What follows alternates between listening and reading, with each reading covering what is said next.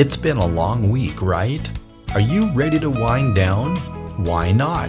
It's time for the Wine Time Fridays podcast with Shelley and Phil.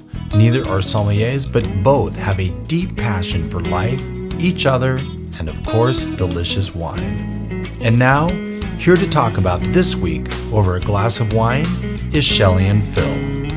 It's wine time! Hello and welcome to another episode of Wine Time Fridays with Shelley and Phil, and more guests and more new regions. And I'm writing notes. Episode 230. It is Friday, September 13th. Shelley, happy Friday. It's wine time. Happy Friday. All right. With us today, we have some really semi-new friends, but we kind of feel like we know them because 6 years ago, when we were in Penticton for the Peach Festival with the Blazing Divas, of course, Shelley and I, in our off time, have to go visit wineries, and we visited Upper Bench, and we were a little bit blown away, and so we made it a point to make sure we could try to get them on to feature their wines when we were up there. What, a month and a half, 5 weeks ago, and of course we went back, bought some cheese. We went back. Well, so Gavin and Shana Miller with Upper Bench. Welcome to Wine Time Fridays. Thank you for being here. I do a horrible job at this, so I have to introduce better. Thank you. Thank you for having us. Yeah, thanks, Much Phil. appreciated. And Shelley, yeah, it's always good to reach a new audience. And it is a new audience, and the laws are a little bit funky, but we'll work through that here through the years. It's, if nothing else, you drive across the border and go up there, and we'll be talking about that more as well, because this trip blew us away. But we were up there for the Peach Festival this year. Gavin was nice enough to say we don't have to do this in person. We can do this virtually, and he sent us home with 5 bottles of their wine, which we're going to taste through today. And we also went back that afternoon with some friends, and were there for a couple hours. May have shut the place down. I don't even know. You didn't tell us about this.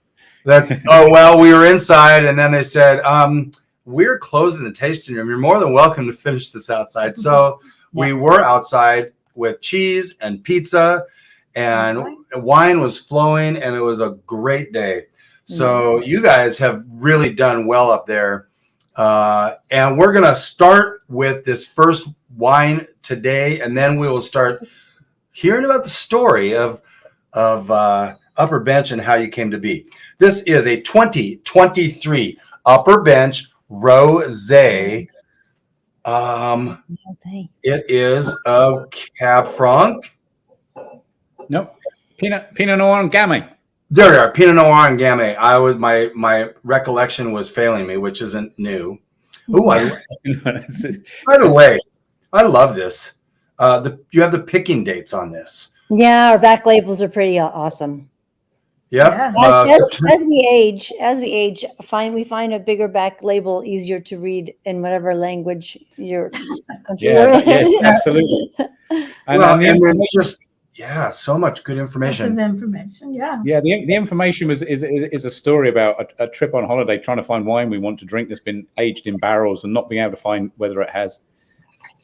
And then you find a label that really works, and so you copy. Yeah, you don't have to clutter a label. You can put just little bullet points, and this is exactly it. Of course, I missed the first one because of my ineptness, but Pinot Noir and Gamay, 40%. The picking dates are September 19th. That's a year and 6 days ago were picked. And then, of course, September 24. So almost exactly a year ago. Anyway, cases produced, 420. Stainless ferment, long and cool. And you've got 12.9% alcohol by volume.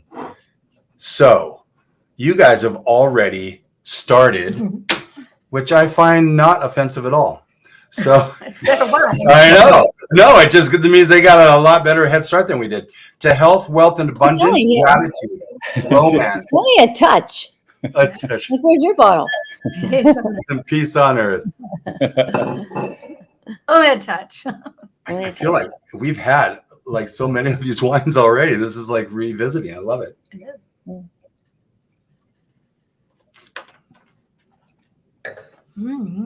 Delicious.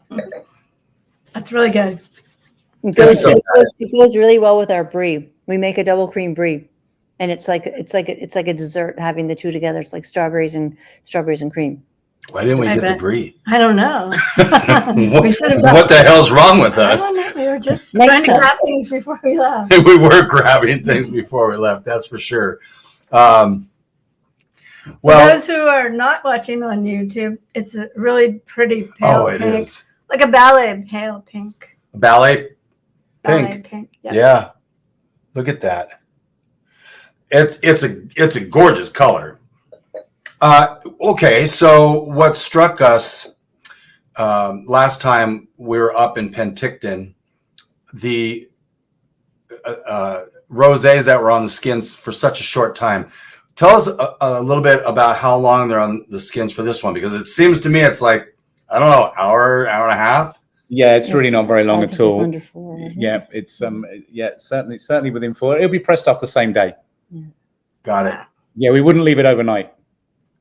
No, and that's kind of the trend these days, seemingly, as a lighter rosé.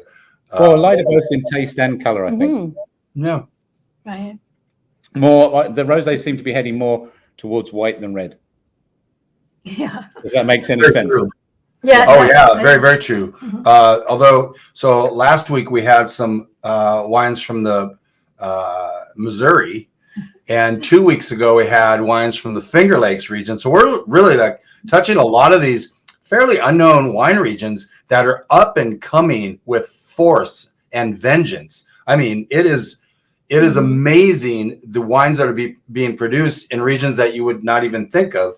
But those rosés from Finger Lakes and in Missouri, Terravox, were a little darker, which was kind of interesting. Yeah, a little darker. But so tell us a little bit about this rosé, and then we'll get into some of the history of how you guys even became to being winery owners. The rosé actually comes from a new grower, or recently very new grower, and the vineyard is literally 300 yards from here. Oh wow! Vines are about 3.5 years old, and he's planted a lot of Burgundian vines there. And we've been taking the Gamay, the Pinot Noir, and the Chardonnay, and this is really the best expression of those it's young fruit. Yeah, young fruit in. No, I think and our winemaker Joshua is phenomenal at rosé. To be honest with you, his whites and I wouldn't take credit for this one. He's definitely got the credit for this one. Well, it still says Upper Bench on it, so it's a family. Product, right? You know, we're not going to get too long into this conversation before we ask a little bit, because I know vineyards here in our area, a little bit further south and west, got hit pretty hard in mid-January. And I know you guys got hit a little bit, but yours was like the second year in a row. How did your vineyard fare on those really chilly days? I mean, really chilly days in January. We're somewhat blessed. We have alive vines, or at least 95% alive vines. We lost all the buds, so we lost all the grapes for this season. All of them, everything. Well, we'll have no harvest. Yeah, I mean, 2024 vintage. It doesn't exist. No. But they didn't die, is what you're saying. Exactly. So there's a lot of us around here who aren't in that same boat, and we're really grateful. We have a nice slope. We're very near a beautiful lake, which keeps us just, even if it's half a degree warmer sometimes, it helps a lot. There's a lot of wine growers up and down this valley who, especially up and down, who are a lot worse off and are having to replant, which means 3 years out, really, 2-3 years. It's tough. It's tough. It's just tough for a lot of our friends out there. So as fingers crossed, and as long as we get a good winter, then we will be in full production again next year. Good. Hopefully that will help. How was your production in general for 2023? because that might have to carry you through that next. No, it's actually quite interesting. Our production to 2023 was average, but our production from 2022 was huge. So we did double our normal vintage in 2022. So a lot of the and the way we make wine, I think even the whites, they're fairly. We're not shy about acid. Let's put it that way. Yeah. And so they keep. So we're now selling. We're still selling a lot of the 2022 whites. Oh, well, good. Yeah, the whites. Because we have a double vintage. So that means we can sell next year. We sell the 2023s. We have enough. And as I say, fingers crossed, we should get through unscathed. We miss a vintage. I'm sure the accountants will find that a problem. But as long, but I mean, as long would this be our secret? Yeah. Well, she's actually a club member, so no, we can't hide much. We can take I'm not even going to ask how she's paid. A lot of the winemaking teams around here are heading to Europe for the first time ever in September. Yeah, for sure. I mean, I guess you have a bit of a year off in terms of harvest. Expenses Yeah, too. we do. Expenses too. In fairness, we're finding a lot of our friends of wine and other winemakers are actually bringing wine up from Washington, who have a surplus as well. They're going down and making their wine their way, and then they'll come back up with the juice when they're done. Next we week. heard somebody is going to Oregon to get some. Yep. Next week we've got Dylan Roche on. That's right. That's exactly what he's doing, is going down into Oregon with an old, fantastic story. I don't want to blow it now, but I found someone he went to college with has got a winery in Oregon, and so they reconnected. It's pretty cool.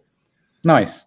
Cool. And, the wine industry, when done right, it's also a team sport, right? One wine can raise everyone's awareness to that region. And so it's a beautiful thing when, you're all competitors. Okay. But there's enough learning from each other is also good. Yeah. There's a lot of camaraderie around here. Like, we all help each other out I love that. That's great. We should open the Riesling. We should. Yes. Okay. Good.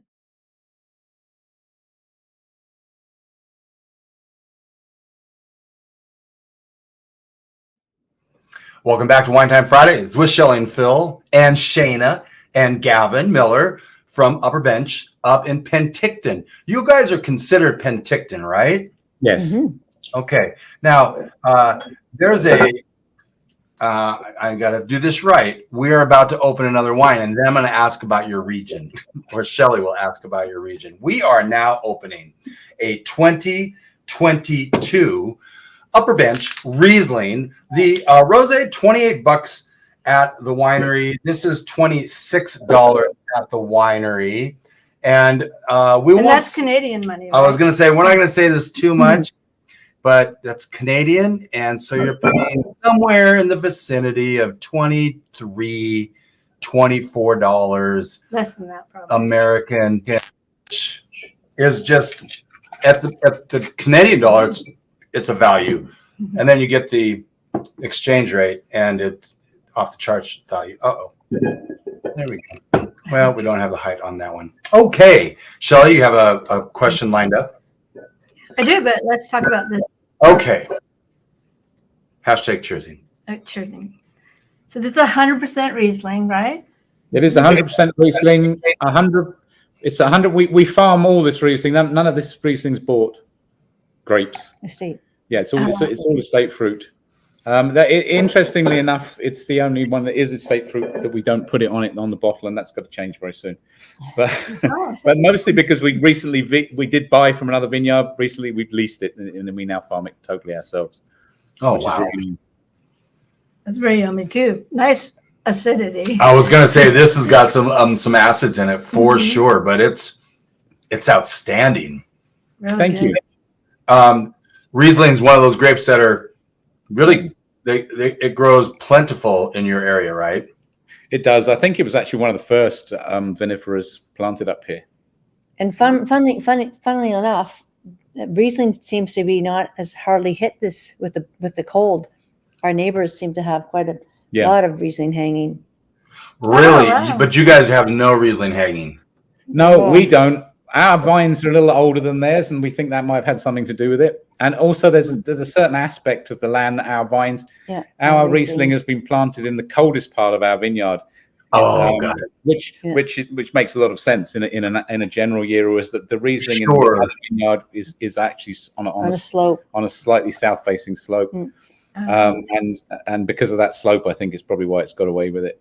But there's a lot of damage around here, but actually this little corridor where we are, we've got away with very little plant death, which is That's fantastic. I mean, that's fantastic. It saves you probably 3 years right there in terms of, having to pull everything out and replant and all that. But I was going to say the older vines have had more of a history of some maybe cold winters that would hardy it up a little bit. Now I know this was a really cold one.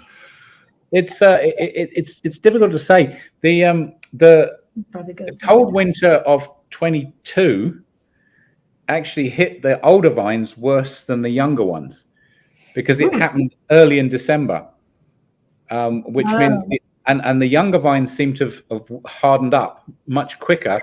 I guess the older vines have more to sort of work on to harden up, and so in that year the older vines seem to be hit worse than the newer ones. But certainly last year, it's just hit and miss as to where they were. If you were in the wrong place, it died. Doesn't matter what the age was. That's what you're doing. I don't know. I wasn't going to do that. So you're in the Naramata Beach, sub-GI. So we have AVAs here, American Viticulture Association. What is GI then? It's a sub-geographical indicator, basically. It's yes. It's exactly the same as your AVAs or appellations in France. Oh, okay. I thought maybe, but I wasn't sure. Yeah. You can use that for any industry too, geographical indicator.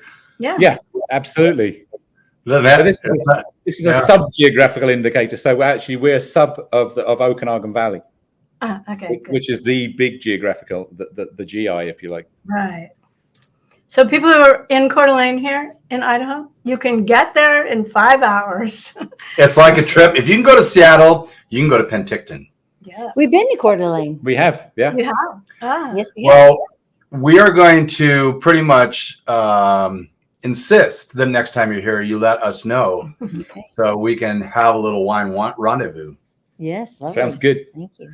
I wanted to let you guys know that Shelley, while you guys were explaining about this lovely Riesling, and it is really lovely, took a little bit of that blue cheese. And so then I took a little bit of the blue cheese. First of all, this King Cole blue cheese is off the charts. It is semi-soft, right? It's a little harder, but it is really good. And we tasted it with this Riesling. It's not so bad with this. It's really good. Yeah, it's great pairing. It goes with the Riesling really well, and it goes with a really big red. So it's kind of and fun. What other of your cheeses would you have put with the Riesling? I would do the Moody Cow, which is like a softer version of the King Cole. Okay. And then Brie goes really nicely with the Brie as well. Well, Brie goes with Brie goes with everything. Everything, doesn't it? Yeah. It's kind of like a sparkling wine or a champagne will go with almost everything, right? Yeah. So can you guys ship cheese to the U.S.? No. Well, you can't anything unless it's a hat that says Upper Bench. No, we probably could. We have a FDA number. We've not looked into it, but yeah. And so that's an unusual thing about your wine club. It's called Corks and Curds. And so you get a wine and a cheese. Yep. Right? You get 6 bottles of wine, 2 of each types of wine that we pick. And then we actually make cheese to pair with the wines that you're getting in your package. And that's actually we have one coming out next week. So we have a September, a fall shipment coming out. I think I saw that on Instagram. Okay. That you were. We've got 3 different cheeses coming out for this shipment, and one's a Belle Marie, and it's like a soft, like a Valencier, it's a dome shape. What's a bell shaped Belle Marie? I named after my mom. Her name is Marie. So it's a beautiful bell shaped. So it's a fresh cheese drained for a few days. We put it in some molds, leave it for a bit, and then we cover it in ash. So it's actually black, and then the bloomy rind, like the brie, like bloominess, will grow through the ash. So the cheese will actually be white until you cut into it, and then you'll see the black lining. It's beautiful. It's like sharp and you said ash. Ash, yeah, vegetable ash. A vegetable ash. And explain, do you know how that's made? I don't. Okay. Because she is amazing around food and cheese and all this. I'm just like, oh, I don't know. I've never tried anything but mozzarella and yogurt. Well, so tell us about the ash. How does that come to be? Vegetable ash.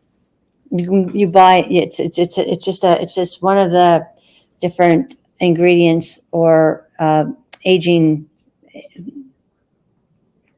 ingredients that we use to ripen cheese. So it's vegetable ash. It's burnt black vegetables, and you sprinkle it on the cheese that you've made, and it is beautiful. It neutralizes everything on the rind, and it allows the geos that we put into the cheese to grow through. So you know how you see the outside of a rind of a brie and it's nice and fluffy? This is what cheese looks like.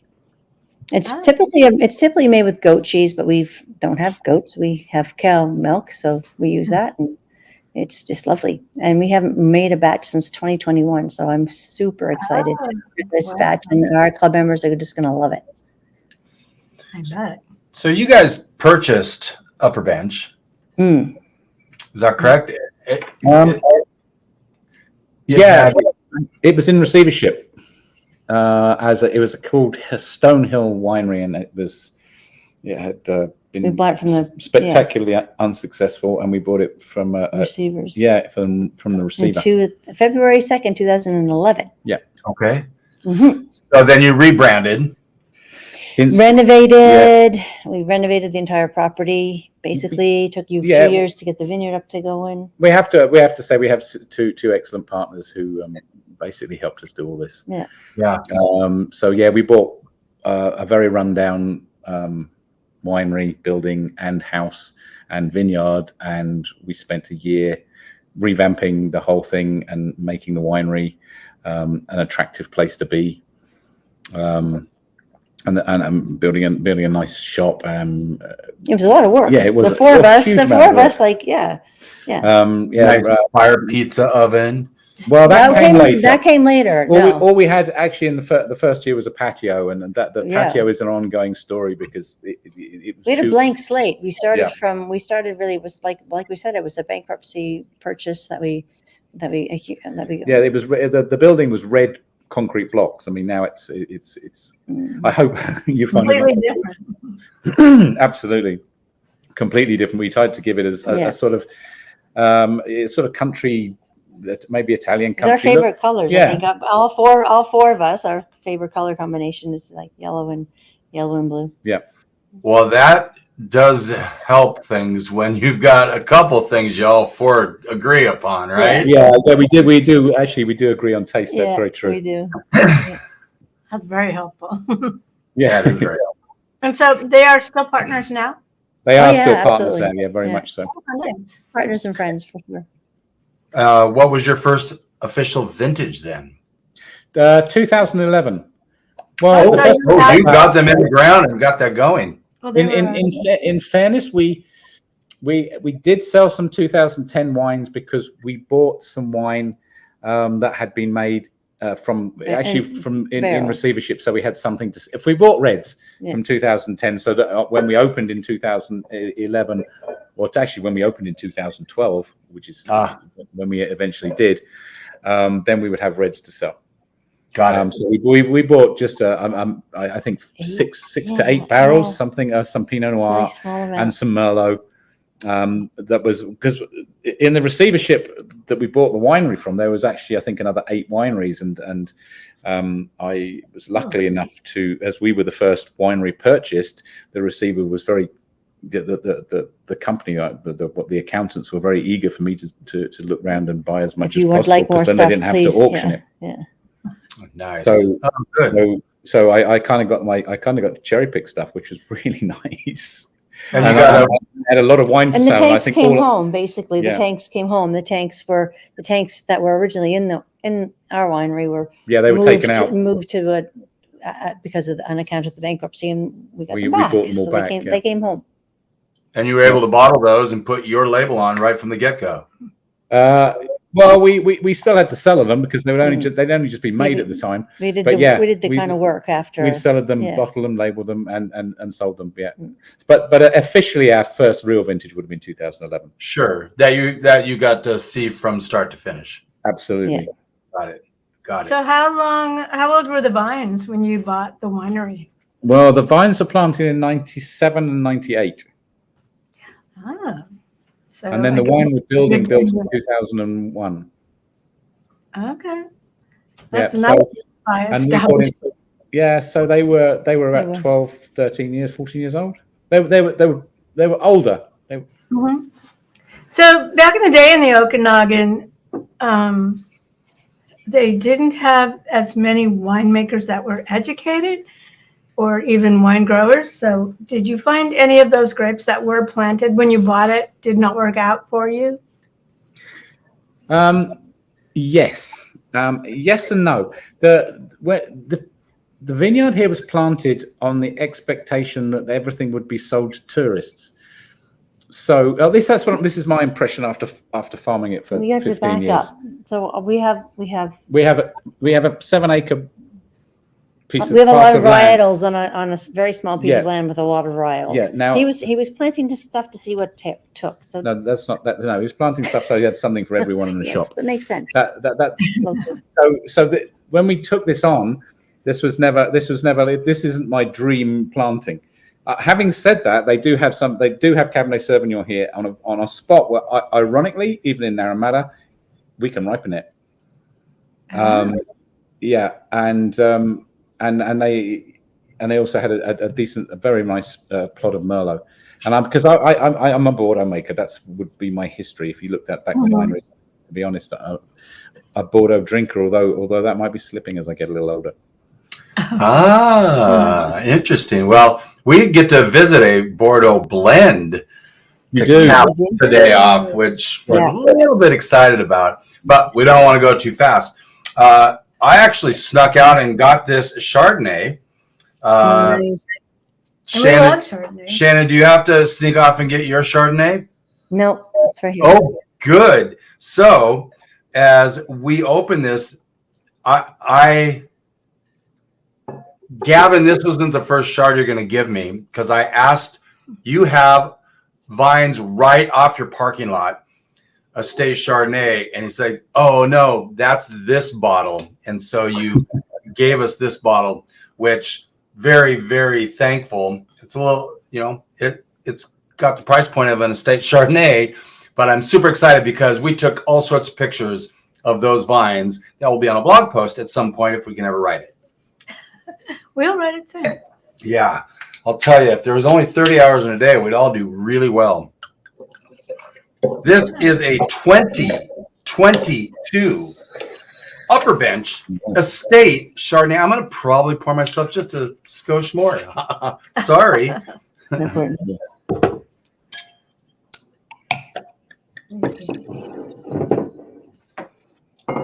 No, darn it. It's just not showing. That's making me angry. 100% Chardonnay? No. Let me go like that. Yes, but yes, it is 100%. Now it looks like we're going uphill or something. Yeah, it does. No, that's making me angry. What else did you want in there? No, not that. No, I couldn't. I couldn't see the label on the camera, which is bugging the crap out of me. We get it. It was funny. So, note to self: it takes them 2 glasses of wine before they get as silly as I am. Yes, 100% Chardonnay, and we've got 8 months on 100% new French oak. Gosh, I love your labels on the back, you guys. 13.6 on the alcohol. This I'm It doesn't smell like 100% new French oak. No, I try to use very, very respectful oak. Tasteful, yeah. and Label is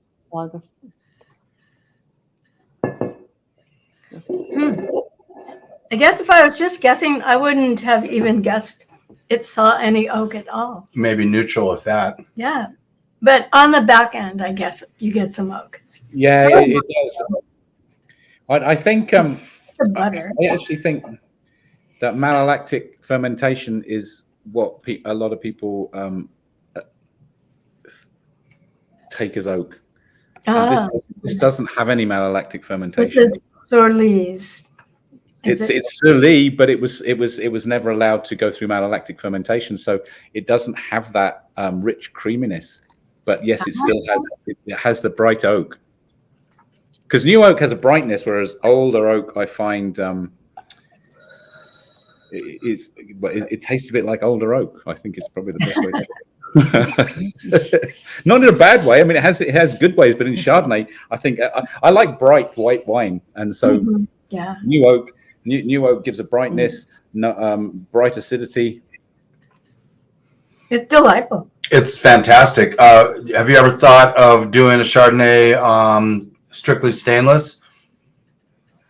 I have thought of it, but I have to stop thinking about more and more SKUs. We started making 7. I think we're up to 15 now, and it has to stop. Not that many. Well, this whole idea of kind of stay in your lane, that's all well and good. But it's fun to be adventurous too, right? And expand. Yeah. And that's really why this exists. And we don't make this actual wine. We don't make it every year. We only make it when we have. We make our normal Chardonnay is a very well liked and respected wine, so that kind of comes first. This one's only really made when we have an outstanding year in our own vineyard and enough of it to make this wine. And I think so. This is only the 3rd vintage we've ever made of this one. Oh. And how many? And there won't be another one until 2025. Right. The earliest. Right. The earliest, yep. Yeah. Assuming, that everything goes 2025 year. This 2024 years has been, how are the fires up there? When we were up there, 5 weeks ago, the fires were. There's no fires around us. Yeah, that's fantastic. Because 6 years ago, that was not the case at all. It was a lot of smoke and fires. Couldn't even see the lake when we were on the parade route. Pretty much, you saw the shores, about it. So that's really good. Yeah, it was nice. We've got some wineries here who not only had to put up with Revora, one of our sponsors today, not only had to put up with the cold winter that took about 70% of their harvest, they also had to fight off a fire, literally fire, hoses, garden hoses spraying down across the street to keep the fire from getting to their vines. And they did. They were able to do it, but there are some of their neighbors were not so lucky. So it's a part of the whole farming. Yeah. Agriculture. This one is 39, which is about 28.72 American. $28.72 American, $39. Which is a really good price for an estate Chardonnay. Yeah, and this is just fantastic. This could be like a $60. Oh, easy. This is easily a $60 US dollars Chardonnay. It drinks like it anyway. And we don't always like to talk numbers and things like that, but people are looking for values. And we hope to be finding some of those values and helping kind of guide along.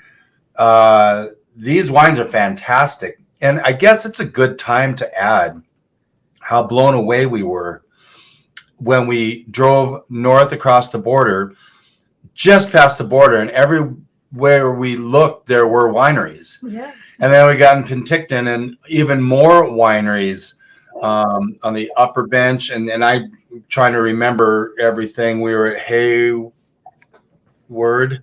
Mm-hmm. Is it Hayward?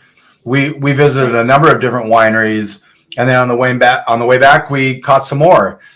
There are probably 4 times the wineries than when we were there 6 years ago. 10 times, I'd say. You know, and so good on you guys. That's fantastic because you guys are actually producing outstanding wines. Again, who knew? Because there for a long time, wines from Canada.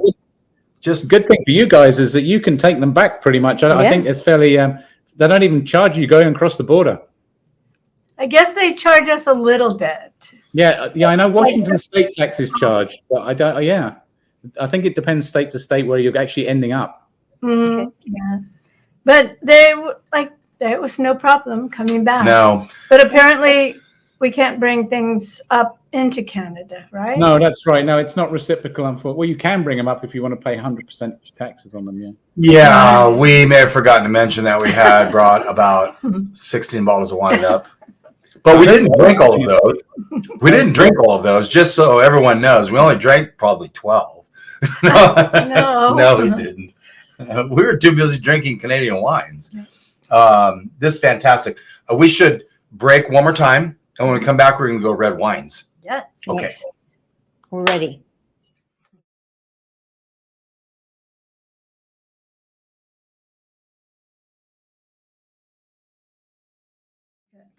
Welcome back to Wine Time Fridays, episode 230. I can't believe that.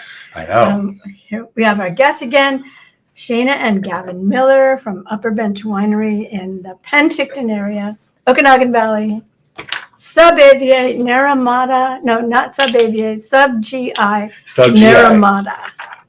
I love that word. Yeah, it's Naramata Beach. Is Naramata a native word? It's Naramata Bench. Bench. Oh, I thought it was beach. I was going to say, is there a Naramata Beach? But obviously not. Is Naramata a native Bench. word? Or I believe it is actually. Yes. Yeah. It means, I think, the sun. I don't remember. No, I don't remember what it means either. okay. I think Penticton means a place to stay. Mm-hmm. Oh, that's a great That is a place to stay. That's so cool. We just opened a 2021. Turn it a little. This way. There we go. Upper Bench, not Upper Beach. Upper Bench Merlot. Sorry, I'll hear about that later. And You didn't say Upper Beach. I know, but I was giving you a bad time. Oh, okay. So that's still your shard. I know. I was going to give it to you. Okay, I'll Have take it in a moment. Yeah, I'll just do that. There we go. Hashtag cheersing, 100% Merlot. Which is one of my favorites.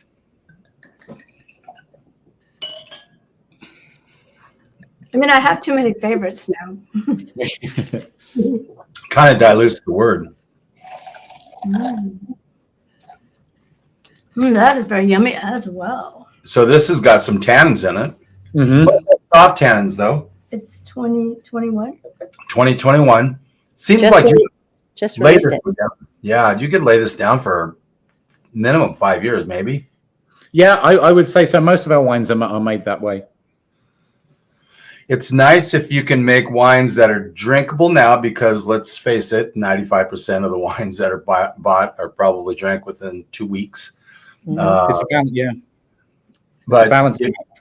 Yep, it is a balancing act for sure. So you should always buy 2, at least 2. Drink one, lay one down. Mhm. This is Or a $31. decanter. What's that? Or a decanter. Exactly. This would probably decant quite nice. Mhm. Yeah. Oh.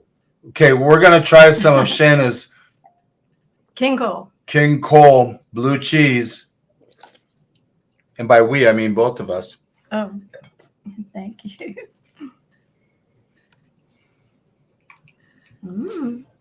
Shana, do you have a history of making cheese?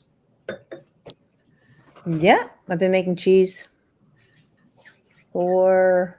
Yum. I've made a few batches of cheese in my time. 2002. 2002, 2003, till about 2008, and then took a brief break till we bought this place in 2011, and then started making it. And yeah, It's a great combination. It is. And that you're both involved in that whole process. Yeah, it's pretty fun. Wine and cheese. It's a good pairing. We get on pretty good. Yeah. There's an actual wine and cheese day.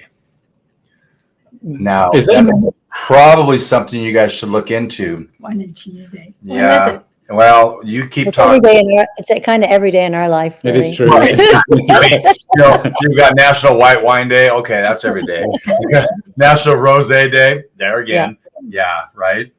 Let me see if I can find that while you ask a question. There's a National Champagne and French Fries Day too. Now. There are many nationals. It's just escaping French me fries what and actually- champagne. Yeah, I there's something. could try that. It's that would be really really good. Is it good? Yep. French fries and champagne, and then popcorn and champagne. Very Yep, good. had that one. Yes, Or any of those sparklers that Potato- have yeast. potato chips and Potato champagne. chips and champagne. Yeah. Yeah. Oh yeah, you have better potato chips up there, I think. You should have seen the whole Shelley brought back. Well, because Cheesies. I was born in Saskatchewan, and Oh, then nice. Okay. moved to California when I was 7 with my family. So Yeah. whenever I come back, but we always had a cabin in Saskatchewan until only about 10 years ago. When I go up, I have to buy certain things like Robin Hood flour, Yep. cheese, coffee crisp, Yep. licorice babies. Oh my gosh! All that you don't get any of that there? No, none of those. Spearmint leaves, you can't get those here either. Which one? And- What was the last thing? Spearmint leaves? Okay. They're kind What of the, kind of cheeses do you get? Do you get which ones would you get? oh, it's not Old Dutch. It's the real cheesies. Okay, it is then. The hard ones? Yes. What are they called? Oh, it's Somebody, like is it Hawkins? Yes! Hawkins, that's Oh it, my yes, God, yes. me too. I'm a diehard Hawkins fan. Yeah, me too. You guys are killing me. And we don't have those here. So I stock up on them. Nice. All right. So anybody can look for these days. They're on the Wine Time Fridays website under 2024 wine days. Mhm. And then we'll have a 2025 wine days coming up soon. But there is Cheese Day, National Cheese Day. Of course, probably more American, but you guys, you're right across the border. Have at it, right? That's June 4th. Then there's the Wine and Cheese Day on the 25th of July. So we kind of just missed that. And then there's just loads of them here in There's September. no National Cheesies Day. We need that. We need a cheesy day. Hawkins Day. Hawkins, no, you're right. So that needs to be a thing. Shelley, we need to get on that. Yeah, they'll have an international Tim Hortons Day. So Yeah, I wouldn't be surprised if that ever happened. no. So what would you pair with the Hawkins cheesies? This is really Oh, digressed. Actually, this Merlot might work. Really? Good, yeah. Well, I can go downstairs and grab some. We'll check I would, it I out. would, That's a little crunchy. Oh, they're so good though. Oh my gosh. I would make this taste sweet. That might work. Maybe. I have no idea. I'm at a loss. I'm at a loss. Oh well. So this would pair well with which of your cheeses? It goes well with the one we have, the King Cole, but do you have a better one? Maybe the gray? The Grey Baby. The Grey Baby would go nicely with the Merlot. I says King Cole. Yeah, the King Cole think, goes really yeah. well with the big reds, Yeah. or with the Bordeaux. It really does. Yeah.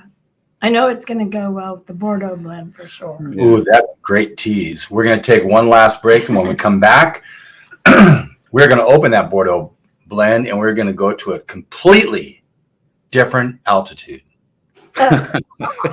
That's cheesy. Oh, That is cheesy. I love these guys.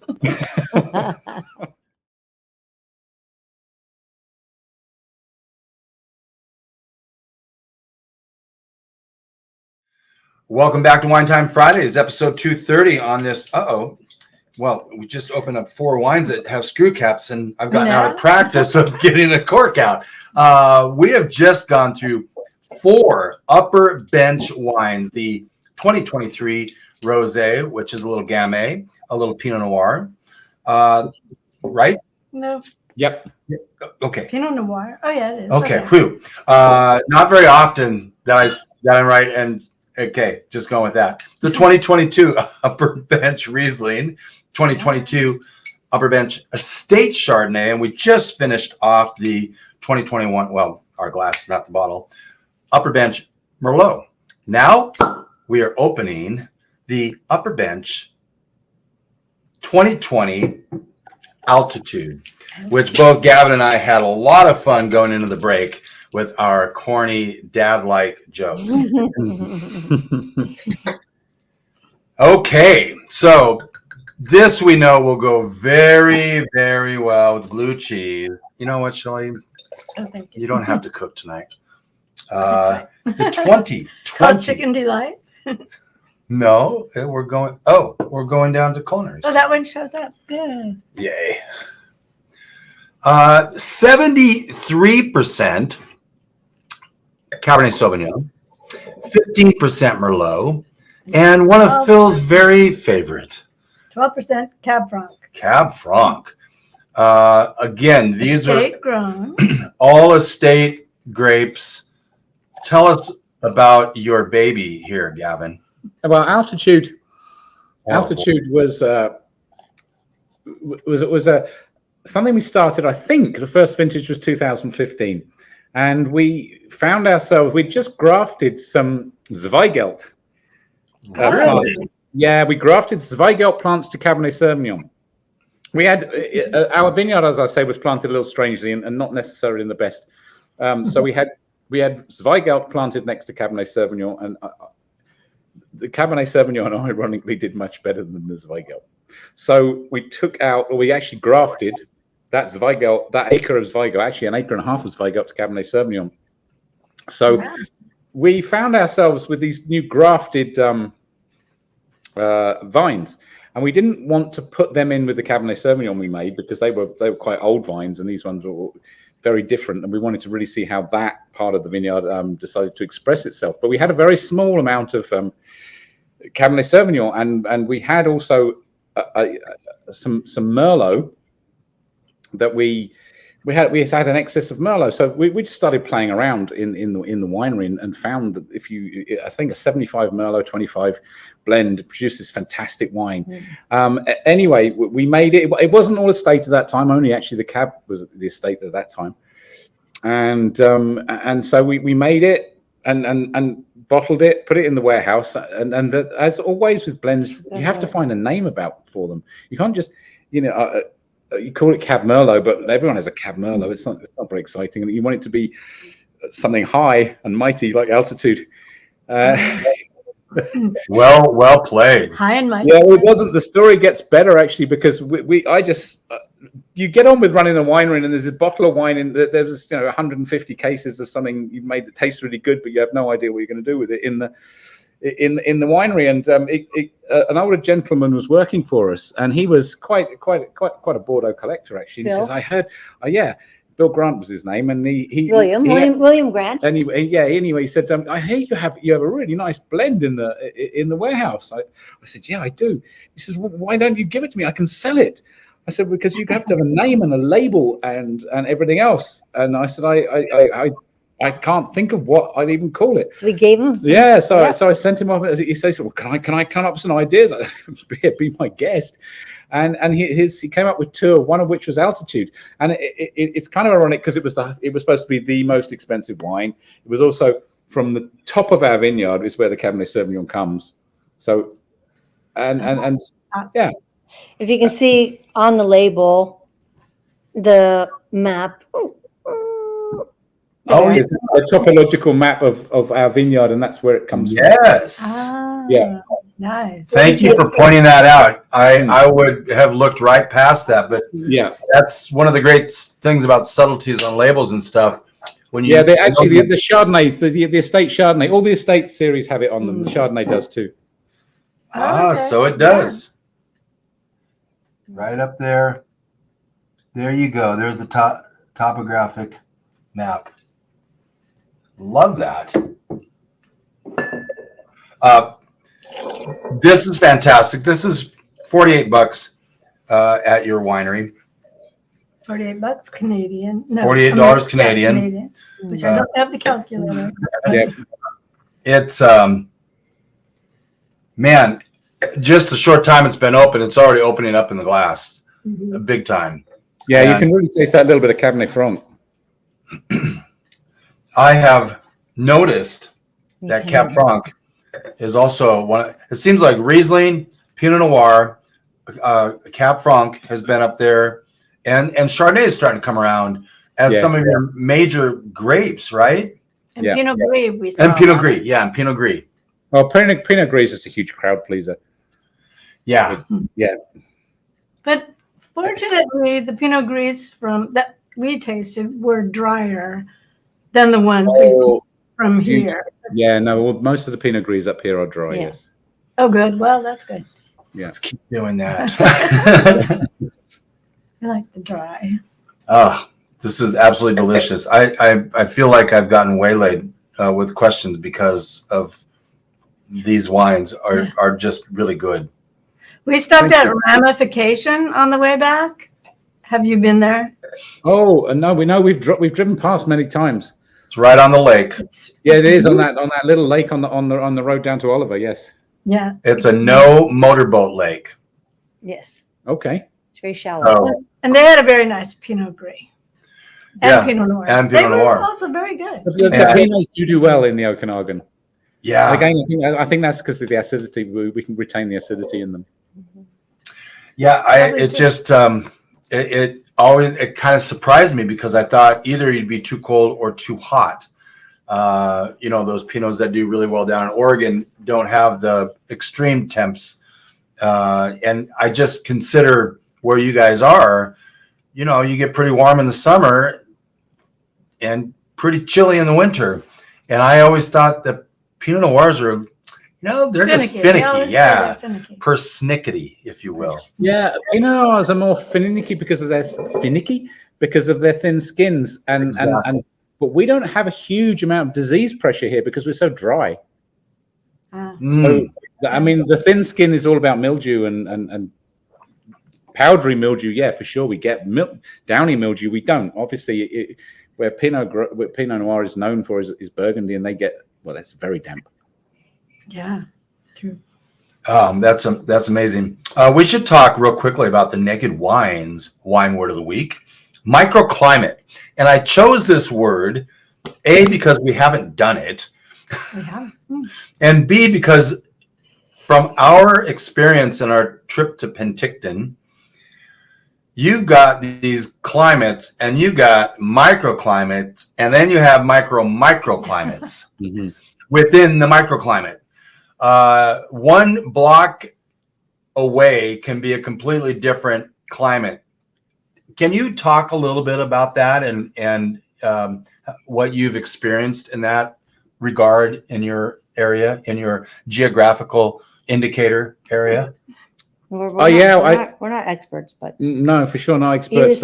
either side of us. Well, in this geographical area, you have basically a glacier came through and carved out a valley, and doing so, it produced many different facing slopes, vineyards, and for some reason, I mean, as I explained to you, I have Cabernet Sauvignon growing in the same vineyard, and it's a 7-acre vineyard as Riesling, and both are award winning.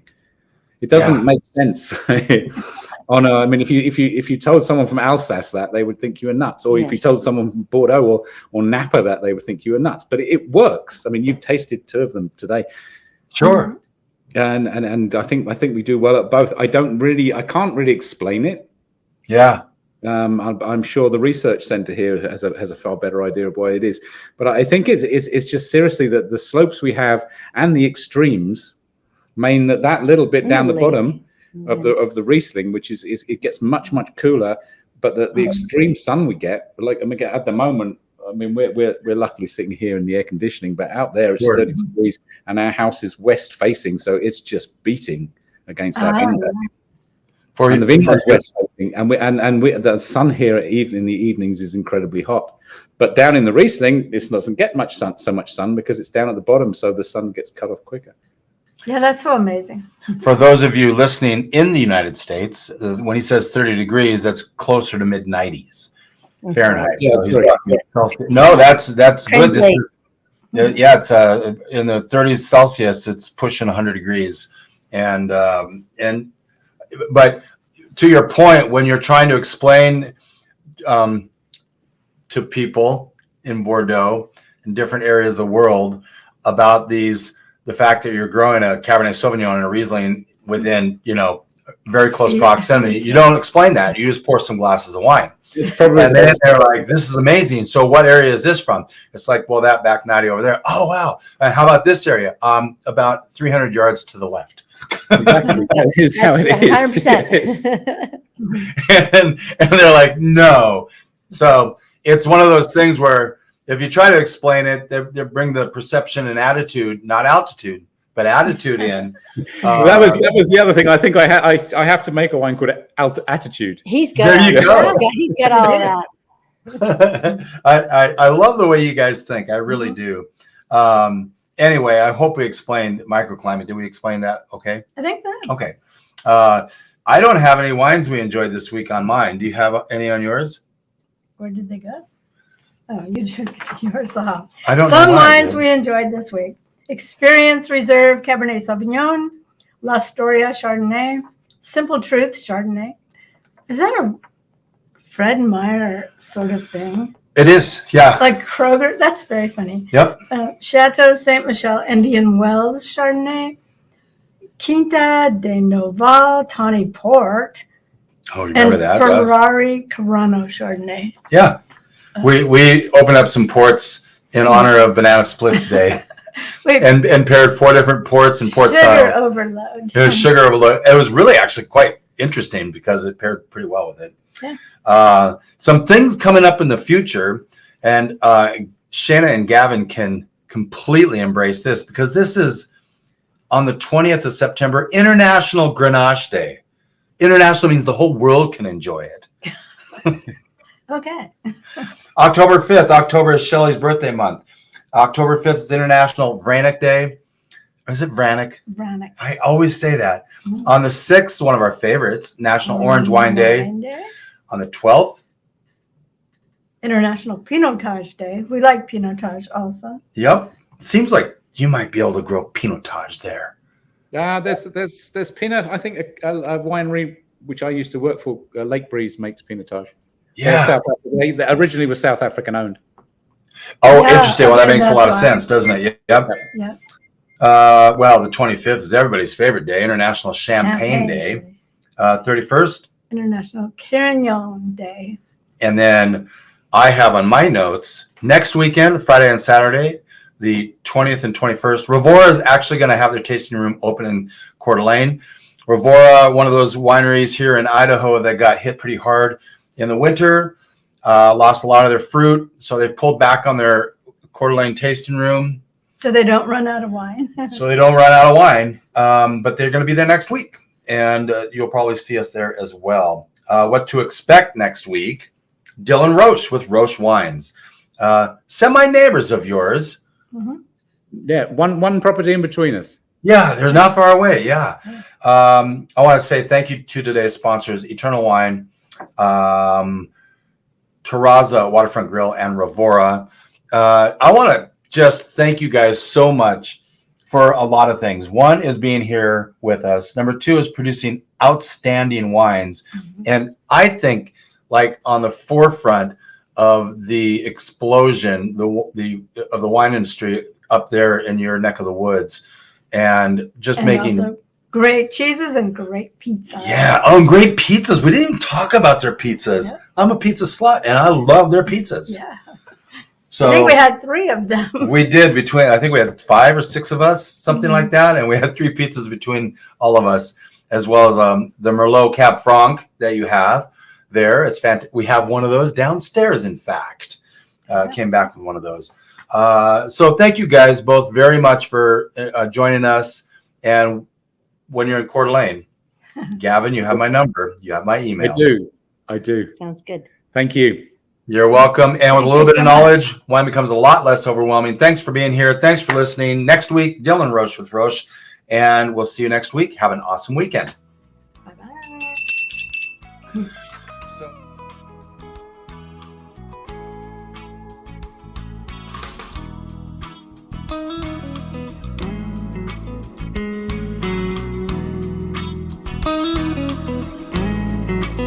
Thank you for spending part of your day to wind down with Shelley and Phil.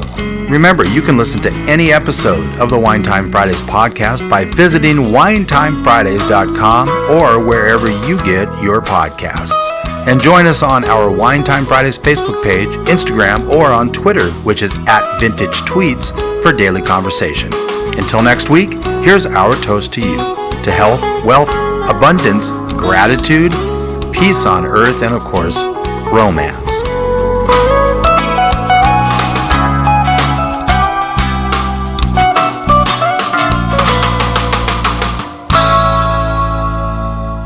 Sponsors. Oh, I have to drink this. Sorry, you don't get this. Usually I give him whatever I have left. He drinks that too. But I'm the human I like dump the bucket. rosé. So you can't have it. Yeah, that's just a couple thing, isn't it? Yeah. It can be, yes.